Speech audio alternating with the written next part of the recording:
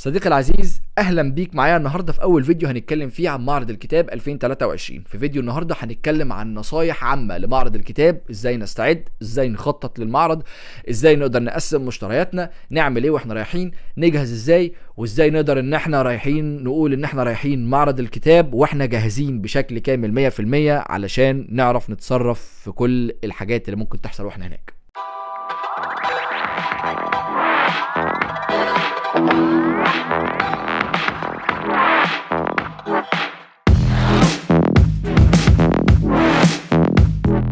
طيب يا صديقي العزيز، اعتقد ان اغلبكم دلوقتي اكيد هيكون اتفرج على الفيديو اللي انا كنت منزله قبل ده عن ابلكيشن ابجد، وازاي هو يعتبر بديل مناسب جدا للناس اللي مش هتقدر تروح معرض الكتاب او اللي ممكن تلاقي صعوبه شويه في اقتناء كل الاعمال اللي هي كانت عايزه تجيبها من معرض الكتاب. لكن دلوقتي الموضوع ده هيبقى جزئيا ليه علاقه باللي احنا هنتكلم فيه النهارده برضو في الفيديو، ولكن هنأجل الموضوع ده شويه وخلينا الاول نبتدي نتكلم عن معرض الكتاب بشكل عام. صديقي العزيز، اول حاجه انت محتاج تعرفها هو ان معرض الكتاب 2023 دي الدوره رقم 54 للمعرض، والمعرض كالعاده مقام في ارض المعارض الجديده اللي موجوده في التجمع الخامس خلف مسجد المشير. والمعرض بيفتح ابوابه من يوم السبت ليوم الاربع من الساعه 10 صباحا للساعه 8 مساء، لكن يوم الخميس ويوم الجمعه بيتم فتح باب المعرض من الساعه 10 مساء لحد الساعه 9 مساء.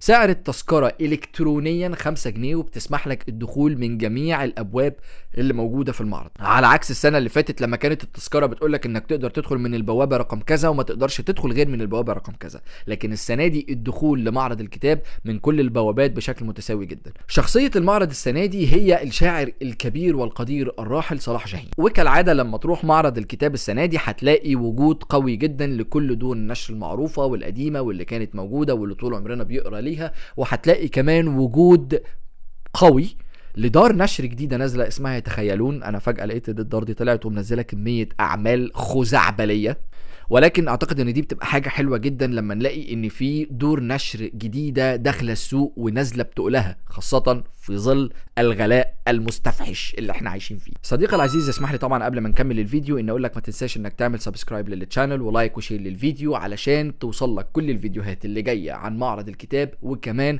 توصل لك كل الريفيوز اللي هتنزل في فتره معرض الكتاب بشكل حصري، وكمان كل الريفيوز اللي هنعملها على مدار السنه بعد معرض الكتاب. يلا بينا نكمل الفيديو. طيب، اول خطوه لازم نعملها واحنا رايحين معرض الكتاب يا صديقي العزيز ايه هي؟ ان احنا نحضر لستة. بديهيات، لازم نحضر الليستة بتاعتنا قبل ما نروح معرض الكتاب. لو رحت يا معلم وانت مش محضر لستة بالاعمال اللي انت عايز تشتريها، هتدخل من اول دار هتصرف كل اللي في جيبك وتروح. فاحنا طبعا مش عايزين نعمل كده. اللي هنعمله كالتالي: اولا احنا لازم نستعرض كل الاعمال اللي موجوده في الدور، يعني لازم ندخل على صفحات دور النشر اللي موجوده ونبتدي نشوف ايه هي الاصدارات اللي هم منزلينها من كل الدور بقى، الكبيره والصغيره والجديده والقديمه. لازم نتفرج على كل الاصدارات اللي موجوده ونشوف احنا متفائلين بان انهي عمل انا حاسس ان انا عايز اقتنيه وعايز اقرا. وده صديقي العزيز يدخلني في النقطة التانية: أقسم الليستة بتاعتي ازاي؟ أنا من وجهة نظري شايف، وأنا اتكلمت في الموضوع ده في الفيديو بتاع أبجد، ولكن أنا شايف إنك أنت محتاج دلوقتي في ظل الغلاء الكبير اللي موجود إنك تقسم لستتك لجزئين، أو يبقى عندك لستتين. لستة كتب أساسية أنت حابب إنك أنت تقتنيها بشكل فيزيكال بشكل ورقي، وكتب تانية اقل اهميه من الليسته الاولانيه انت عايز تشتريها لو اتبقى معاك فلوس. لان انا زي ما اتكلمت معاكم في الفيديو بتاع ابجد ان سعر الكتب في معرض الكتاب هيزيد جدا، نظرا لان سعر طن الورق زاد من 16,000 في 2022 ل 60,000 دلوقتي. فالزياده الخزعبليه دي هتؤدي لزياده خزعبليه في سعر الكتب. فهنعدي على كل اصدارات الدور ونبتدي ان احنا نكتب الاعمال اللي احنا عايزينها، وبعد كده نبتدي نقسم الاعمال دي لليسته مهمة ولستة أقل أهمية. وحتى الليستة المهمة هنرتبها من الأهم للأقل أهمية للأقل أهمية للأقل أهمية. وطبعا الليستة اللي أساسا للكتب الأقل أهمية هتترتب هي كمان على حسب الأهمية بتاعتها. ليه؟ علشان الزيادة، تاني علشان الزيادة في الأسعار، علشان تروح المعرض تتبسط، علشان تروح المعرض تحس انك انت عرفت تشتري الحاجات اللي انت نفسك فيها. فلو ما عملتش كده هتلاقي اغراءات كتير هتسحلك، هتسوحك، هتصرف فلوس، هتيجي تروح دار انت عايزها عايز مشترياتها هتلاقي اسعار الكتب عدت البادجت اللي معاك، فمش هتعرف تجيب كل اللي انت عايزه. علشان كده بقول لك اعمل النصيحه دي، قسم الكتب لليستتين، مهمه واقل اهميه. المهم رتبه على حسب الاهميه، والاقل اهميه هو كمان رتبه على حسب الاقل اهميه. هنعمل ايه بقى دلوقتي بعد ما عملنا الكلام ده وجهزنا الليسته بتاعتنا واتفرجنا وعرفنا وشفنا وكل حاجه؟ لازم تدخل على خريطة المعرض اللي بتكون موجودة. دي الخطوة رقم 3، انك تدخل على خريطة المعرض اللي بتتنشر الكترونيا على الفيسبوك. ادخل على خطة المعرض، او هتلاقي ان كل دار كبالك رقم الجناح بتاعها والسكشن بتاعها، هي في قاعة كام والسكشن بتاعها او الجناح بتاعها كام.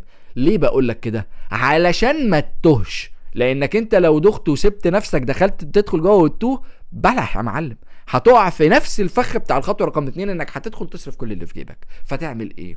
تعرف كل دار مكانها فين. القاعه دار الرواق في قاعه مثلا 1 سيكشن A1، طيب دار داون في قاعه 1 سيكشن A4، دار مش عارف مين في سكشن مثلا في قاعه 2 سكشن B2. فصديقي العزيز انت كده هتبقى عملت ايه؟ هتبقى حددت مسارك داخل المعرض، فانت عارف انت داخل فين، رايح لمين، علشان تجيب ايه. ما انت كده يا معلم خلاص انت اتفرجت على الخريطة، حددت اماكن الدور، كتبته معاك، لانك لازم يكون معاك كراسة او ورقة، بلاش ورقة الورق بيضيع، كراسة تبقى ماسكها في ايدك، تمام، تبقى كاتب فيها دار الرواق السكشن رقم كذا في قاعة كذا، دار دون سكشن كذا قاعة كذا، دار كتوبيا سكشن كذا قاعة كذا، دار ديوان كذا قاعة كذا، الشروق الكارما كله. فهتكتب كل دار مكانها فين، وتكتب لستتك ايه جوه القاعة دي. فهتكتب كل دار رقمها كام في انهي قاعة علشان تقدر تروح وتفتح الليستة بتاعتك اللي هتكون كاتبها في ورقة منفصلة، علشان الليستة بتاعتك دي انت هتكون زي ما قلت مقسمها ل2. انت كده نظريا يا صديقي نقدر نقول انك جاهز نسبيا انك تروح معرض الكتاب، لانك خلاص عملت الليستة بتاعتك وخلاص حددت الدور اللي انت رايحها وحددت السكشن بتاعها والقاعة بتاعتها، فانت نظريا جاهز.